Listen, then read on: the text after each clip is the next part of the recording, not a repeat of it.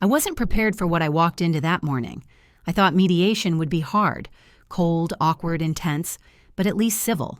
Instead, my ex-husband Landon showed up with his new fiancée, Cassandra, acting like a couple who'd come to steal back a forgotten toy, not fight for custody of our children. The moment they walked in, I felt the air shift. Landon was charming on the surface, like always, perfectly pressed shirt, a fake smile flashing at everyone in the room. But I knew that smile. It was the same one he used when he lied, the one that got him out of every tough conversation in our marriage. Beside him was Cassie, 29 tall, expensive heels, her arm wrapped around Landon's as if marking territory. She looked me up and down with the kind of smirk you see in teen dramas, the one that says, "I'm the upgrade." I tried to keep my cool.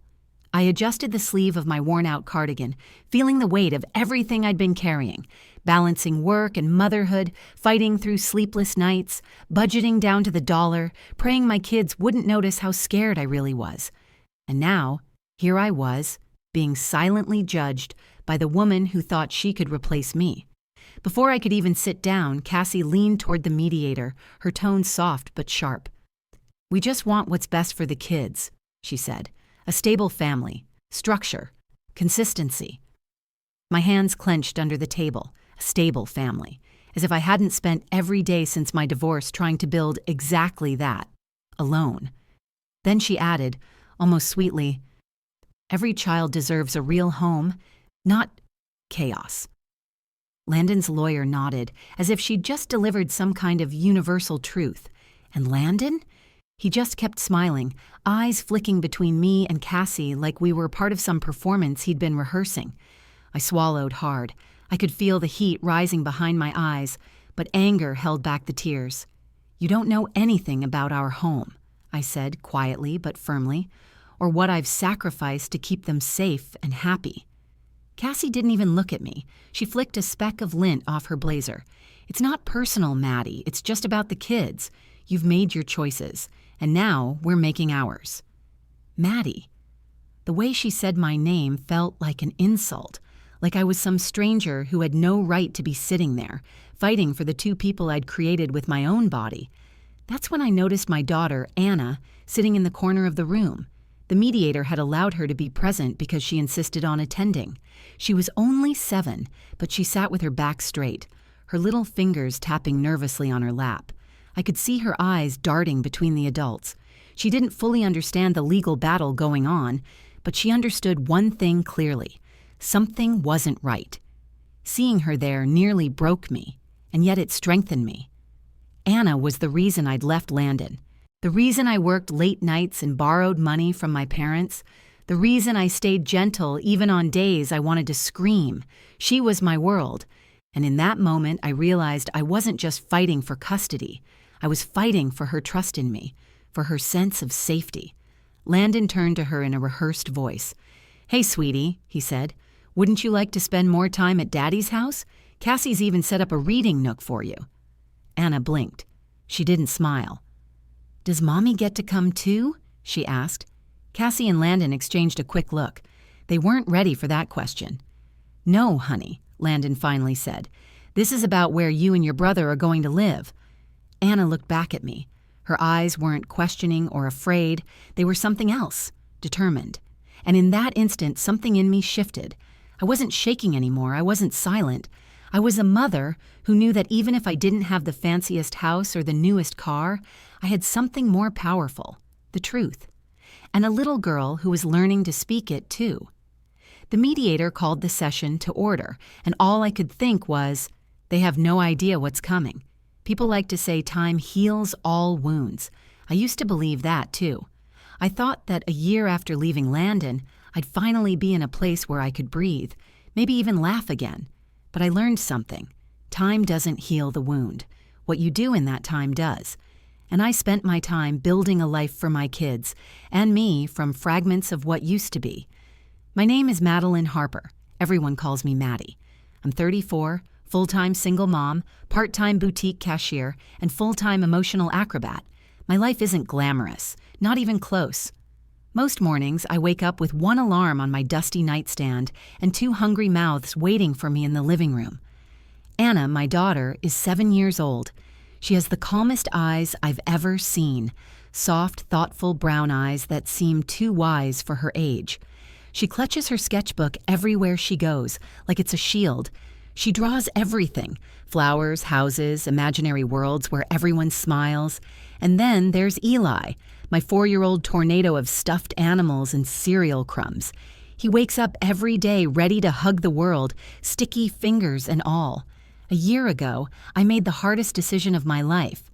I packed 2 suitcases, buckled Anna into her booster seat, lifted Eli onto my hip, and walked out of the house I once begged myself to stay in. I barely had a plan. I didn't even have a place to stay. I just knew I couldn't let my kids grow up in a home filled with shouting, fear, and cold apologies. I'm lucky, though. My mom and dad, Judith and Robert Harper, opened their home before I even asked. My mom greeted us with her signature lavender-scented hug, while my dad quietly carried the suitcases inside, saying nothing, but telling me everything I needed to hear just by being there. My little sister, Kelsey, she's 28 and the fire in our family, told me bluntly, "You should have left him years ago, but you're here now, and that's all that matters." She offered me half her paycheck every time she got paid, which I refused, but appreciated like a life raft I could grab if I ever needed it. Before mediation, my life was a series of patched-together days. The morning rush, daycare drop-offs, 8-hour shifts spent restocking handbags and folding scarves at my aunt's boutique. Lunch was usually a granola bar between customers. Dinner was grilled cheese or whatever I could make in less than 15 minutes with 2 cranky kids underfoot. At night, when Anna was asleep and Eli's foot wasn't in my face from the other side of the bed, I'd stare at the ceiling, replaying every moment with Landon like a broken record. The insults, the walking on eggshells, the way he could make me feel invisible with one sigh. But I wasn't invisible to Anna. One night, after tucking her in, she looked up at me and asked the question I dreaded. "Why doesn't Daddy live with us anymore?" I tried to explain it in the gentlest way I could. "Sweetheart," I said, sitting on the edge of her bed, "Daddy and I weren't happy together. We argued too much, and I wanted you and Eli to grow up in a home with peace." She frowned. Did I do something wrong? I felt something inside me crack. I pulled her into my arms. "No, baby, you did nothing wrong. None of this is your fault. You're the best part of both of us." Anna nodded, but I could see the confusion in her eyes. She missed her dad. I couldn't blame her. Even when he was cruel to me, he could be playful and attentive with her. Kids don't see the silence behind the smiles. They don't see the cost of holding it together. For months, I tried to co-parent civilly, even when Landon's texts got shorter, his visits got fewer, and his new girlfriend started commenting on my parenting like she was auditioning for Mom of the Year. But everything changed when one day I received a formal letter in the mail. Landon was requesting full custody. He said I couldn't provide stability, that I was emotionally unstable, that the kids were better off with him and Cassie in their suburban house with matching furniture, fresh paint, and a more traditional household structure. I'd never felt rage like that before, not loud or fiery, but slow and quiet, like a fog settling over everything I loved. So I did what any mother would do. I straightened my back, gathered my evidence, called the mediator's office, and said, "Let's get this started." I didn't know if I had enough to win, but I knew I had something worth fighting for. And as it turned out, I wasn't fighting alone, not even close. The room was already heavy with tension when we took our seats after a brief recess. Landon was leaning back in his chair, arms crossed, smug in a way that only people who believe they've already won can be. Cassie sat straight-backed beside him, scrolling on her phone, as if she was already checking out of the situation. Like this mediation was just a formality before they claimed their prize. My children. I took my seat across from them, my heart pounding like it was trying to make an escape. I reminded myself why I was there. I wasn't just defending myself, I was defending Anna and Eli. But I was tired, emotionally drained from fighting a man who lied as easily as he breathed. I had my documents, printed text messages, financial records, and even a signed testimony from Eli's preschool teacher. But somehow, in that moment, they felt paper thin, Compared to the performance happening on the other side of the table, the mediator, Ms. Gallagher, cleared her throat and asked us to continue. But before I could open my folder, Anna raised her hand. "Can I say something?" she asked quietly. Every adult turned. Even the mediator blinked in surprise. "Anna," she said, "I understand this is a difficult situation. We try to keep children from feeling pressure." "I'm not pressured," Anna said with a firmness I didn't recognize in her. "I just want to tell the truth." There was a moment, just a beat, where no one said anything. Landon cleared his throat. "Sweetie, you don't need to worry about this part. This is grown-up stuff." Anna held up her hand as if to stop him. "I know," she said, looking right at him, "but you said we should always tell the truth, so I want to." The mediator glanced at me. I nodded silently. My heart swelled and cracked all at once. I didn't know what she was going to say, but I trusted her more than I trusted any adult in that room. Anna stood up, feet barely brushing the floor, and pulled her small, sparkly blue phone out of her backpack. She walked over to the table and placed it down carefully, like a piece of evidence in a courtroom. "Can I show my evidence?" she asked. Landon laughed, awkward and forced. "Anna, honey, Daddy loves you, but that's not how this works." "Yes, it is," she said, pressing the power button. "It's how truth works." She swiped through her phone with quick fingers, then tapped an audio file. The phone rested on the mediator's folder, screen glowing. In the next second, the room filled with the sound of Landon's voice, raw and unfiltered. "You think you're a mother? You're nothing. Those kids are only alive because I let you leave. You better pray I don't take them from you." I felt all the air leave the room. My stomach twisted into a knot. It wasn't just his words, it was the rage behind them. The tone I knew so well, the kind that had once made me cower. Cassie's voice followed in the recording.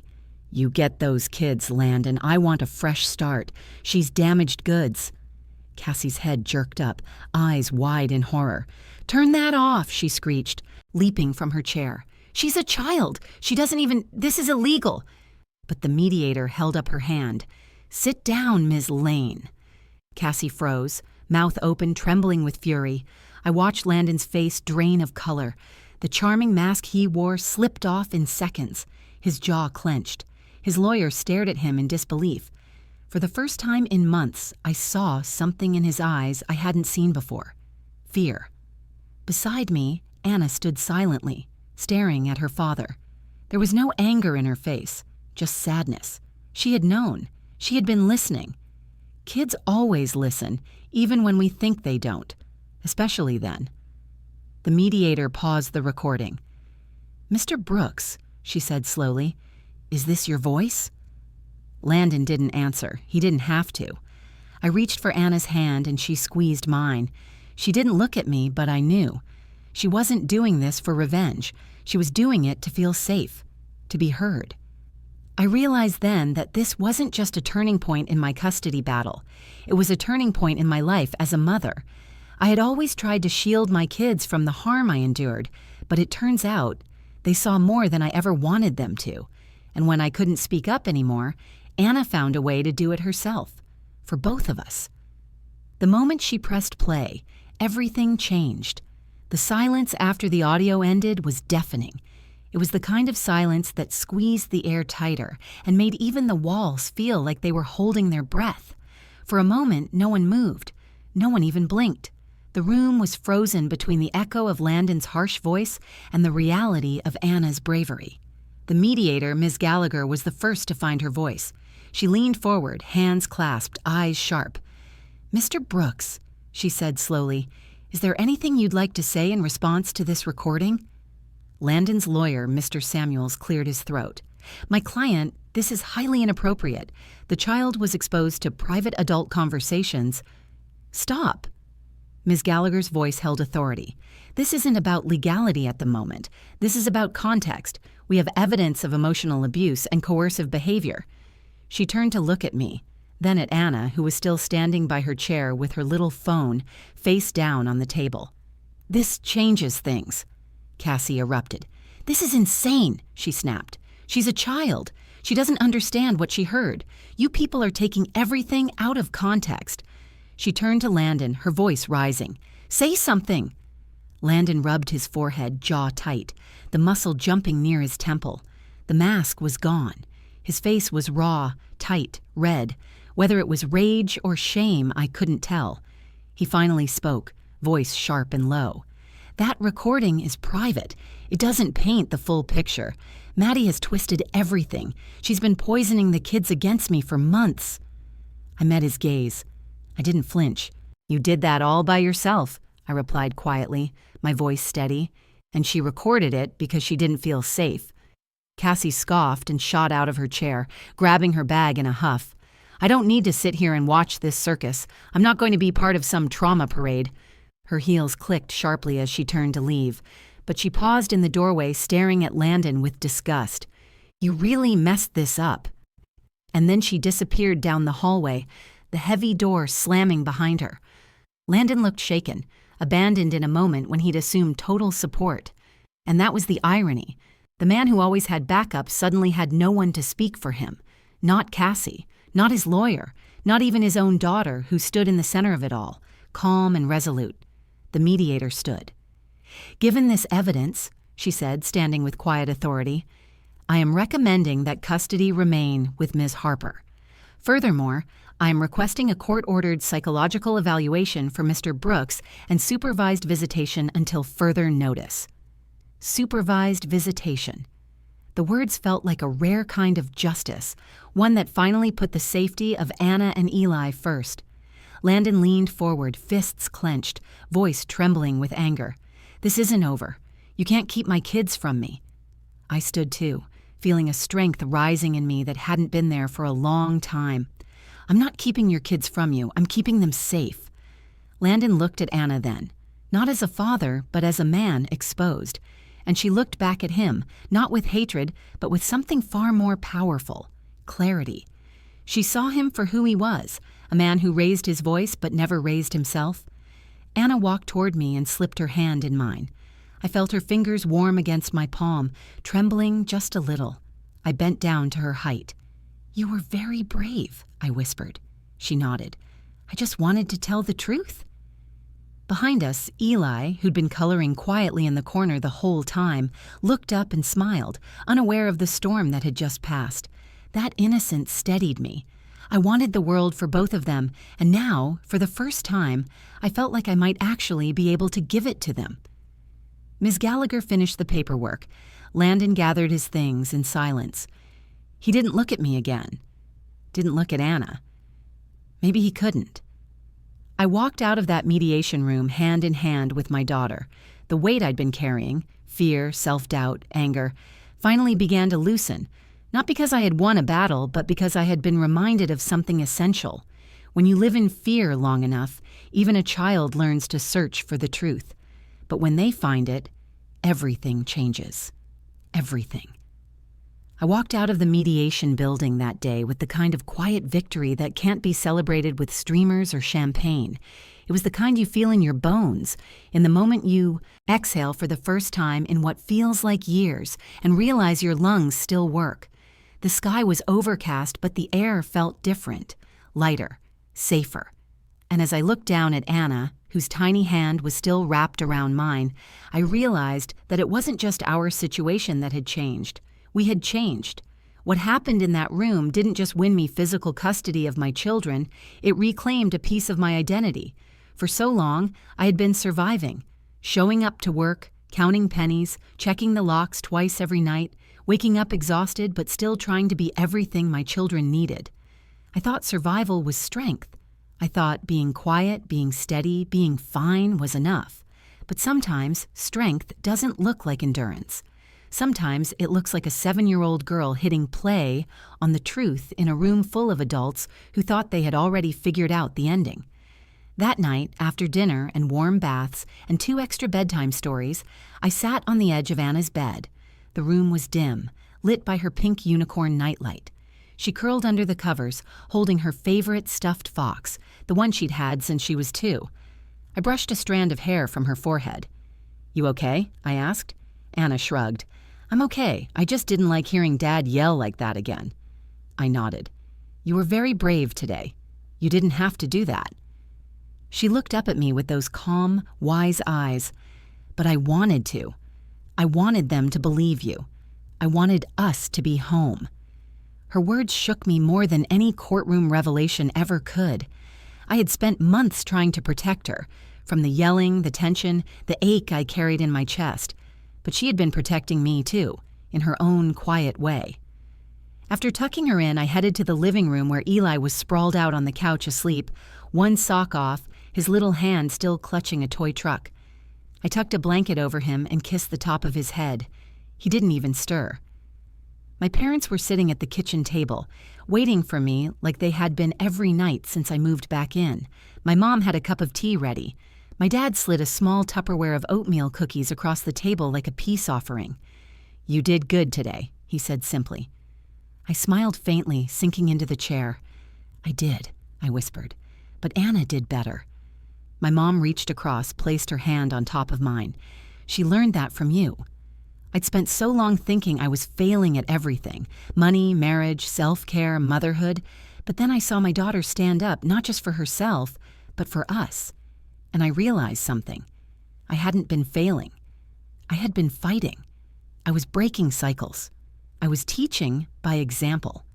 I was making sure my children learned not just what love looks like, but what strength sounds like.